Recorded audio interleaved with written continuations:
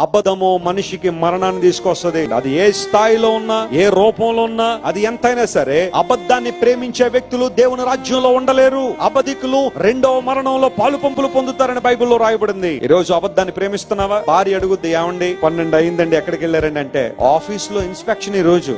ఏమనుకున్నాను అసలు ఆఫీస్ అంటే? మరి అలా ఉంటది మరి ఆఫీస్ అంటే అంటాడు. ఏముంటది 12 గంటలకి ఎవరో ఇన్స్పెక్షన్ చేస్తుంది నిన్ను? ఎక్కడో తిరిగి, ఎక్కడో తాగి, ఎక్కడో పడిపోయి మత్తు దిగిన తర్వాత అప్పుడు ఇంటికి వస్తాడు. భార్య అడిగితే ఏమంటాడు? ఆఫీస్ లో చాలా పనులు ఉన్నాయి. అమ్మా ఎక్కడికి వెళ్ళావు ఇంతవరకు అనగానే ఇంట్లో ఉన్న ఆడపిల్ల కళ్ళం నీళ్ళు తెచ్చుకుని, నన్ను అనుమానించేస్తారు మీరు అంటారు. అనుమానించారా? నీ పట్ల బాధ్యత కలిగిన తల్లిదండ్రులు ఎక్కడికి వెళ్ళావమ్మా ఇంతసేపు అయింది అని అడిగితే సమాధానం చెప్పాల్సింది పోయి నన్ను అనుమానించేస్తున్నారు, ఆడపిల్లనే కదా మీరు ఇలా చూస్తున్నారు, ఇంక నేను ఒక క్షణం కూడా ఇంట్లో ఉండను అని ఉంటే నీ భవిష్యత్తుకి ఎవరు భరోసా? అబద్ధాలు ఆడుతున్నావా? జాగ్రత్త సుమా.